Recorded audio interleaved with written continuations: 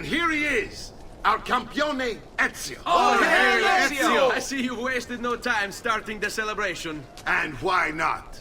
You've done us a great service, Nipote. With Vieri dead, La Toscana will grow quiet once more. Do you know what that means? Basta lavorare. Si passa tutto il giorno a bere. E a puttane! What? It's true! Come, Ezio, walk with me. Yes, uncle.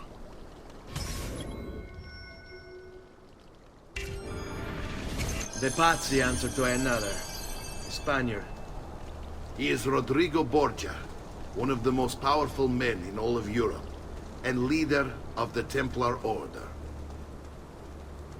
Which makes him responsible for the murder of my father and brothers. Yes, and he will kill you too, given the chance. Then I must stand against him if I wish to be free. But not until every other Templar has fallen to my blade. Father's list will guide me. Where will you go next? Firenze. Francesco de Pazzi will share the fate of his son. A sensible next step. No doubt he intends evil for the city. All right, that's enough grim talk for one night. I'll be in my study if you need me. I shall read the letter my uncle gave me.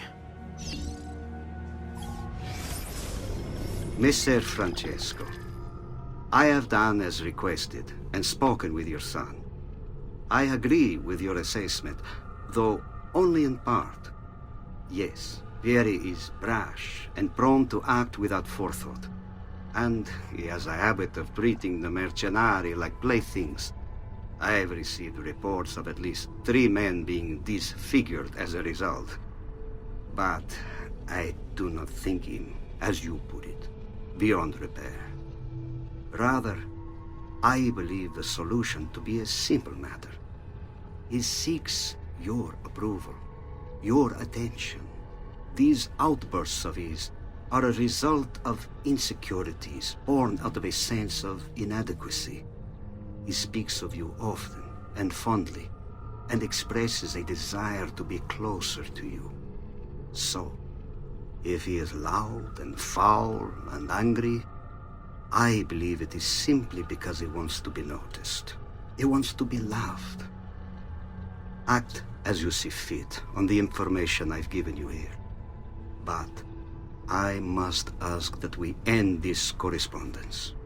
Were he to discover the nature of our conversations, I fear what might become of me. Yours in confidence, Fra Giocondo.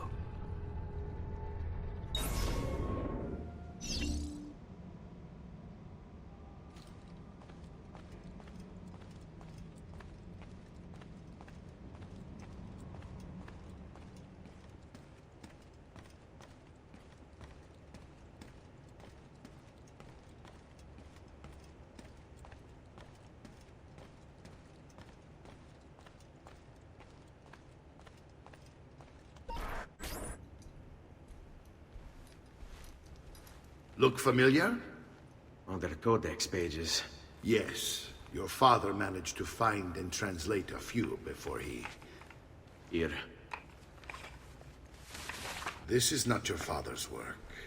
Someone else has translated it. Leonardo da Vinci, a friend. Do you see the way the words cross from one page to the next? There is something underneath it all.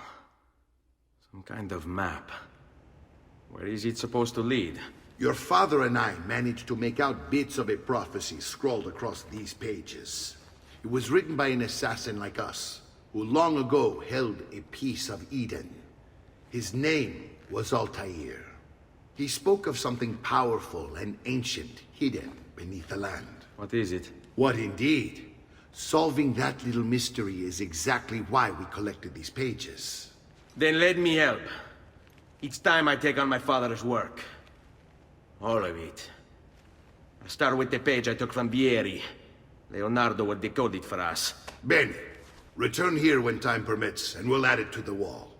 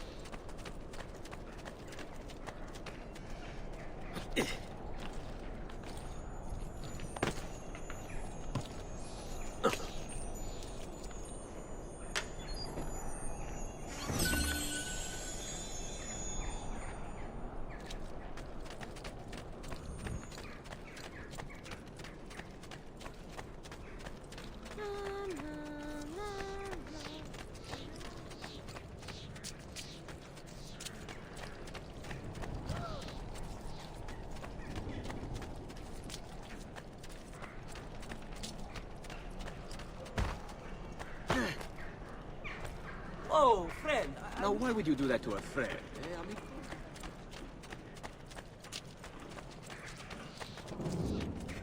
Please, amico, stop it. I say, he's certainly agile.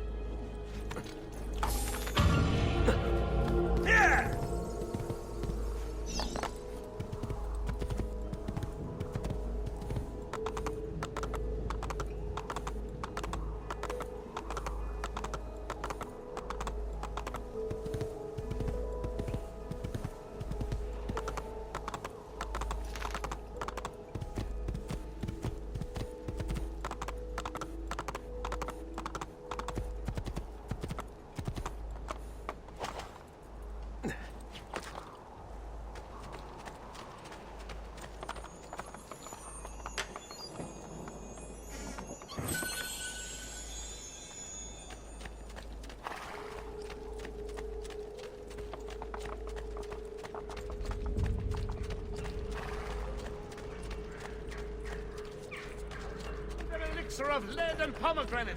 Ideal. I may be expensive, but my goods are worth the extra quality.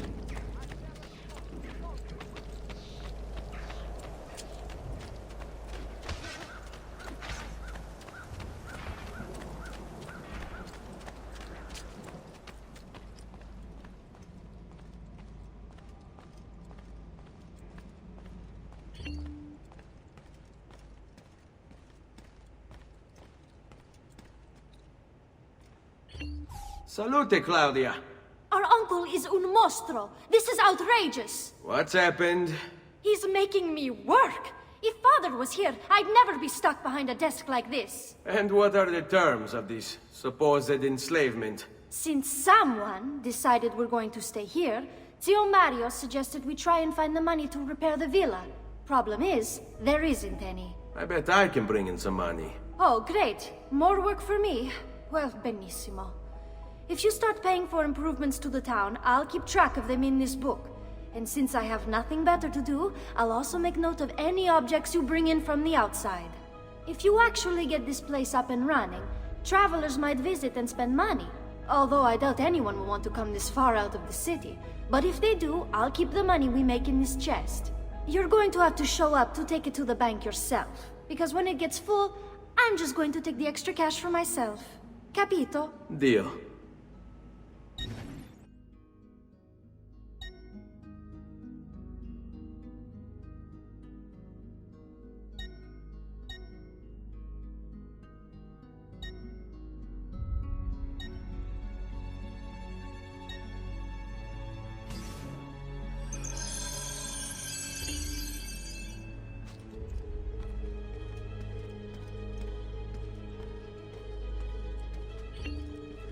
Buongiorno.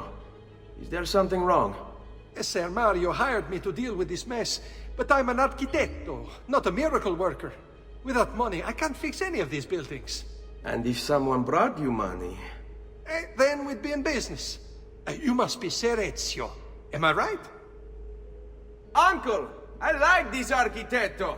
He gets very observant when he can smell mud. If you want to fix up this town, I'm going to need it.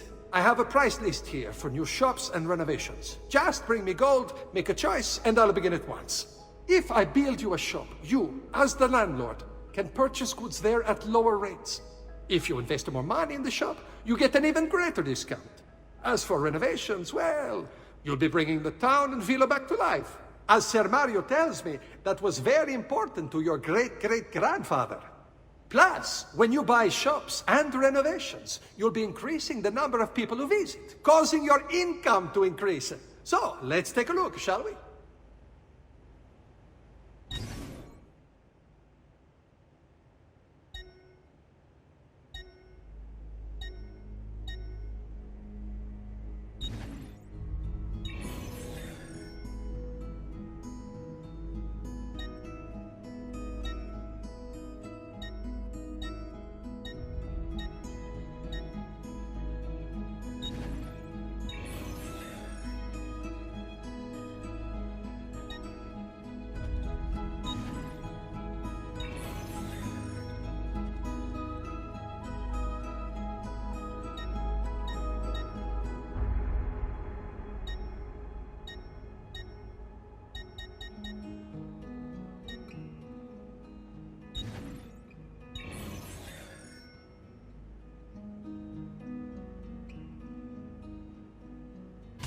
Buon viaggio!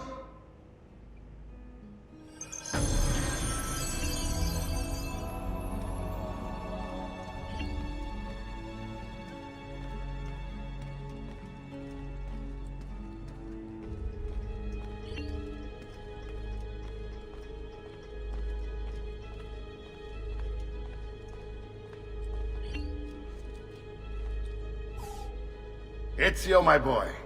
I think it's time I showed you something.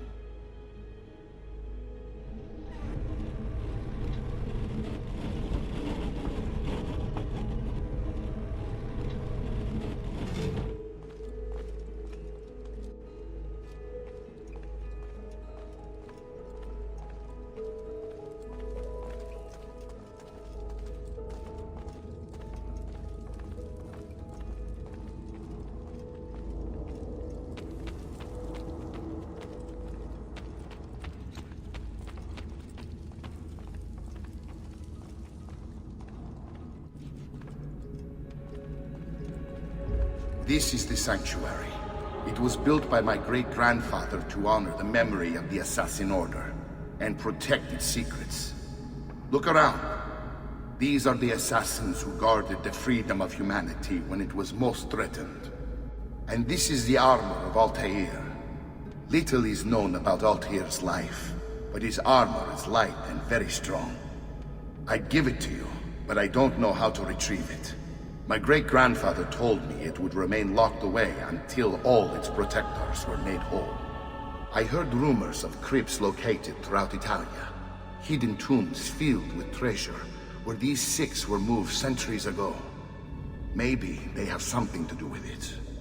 In my younger days, I sought the six myself, with no success. Perhaps you will have better luck. In order to achieve perfect synchronization with Ezio, you have to get that armor.